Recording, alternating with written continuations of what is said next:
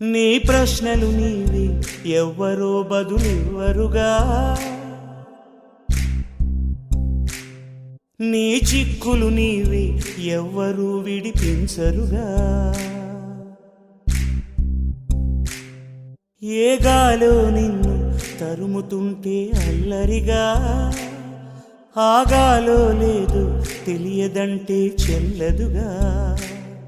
10 నెలలు తనలో నిన్ను మోసిన అమ్మైనా అప్పుడో ఇప్పుడో తననే కనను అంటుందా.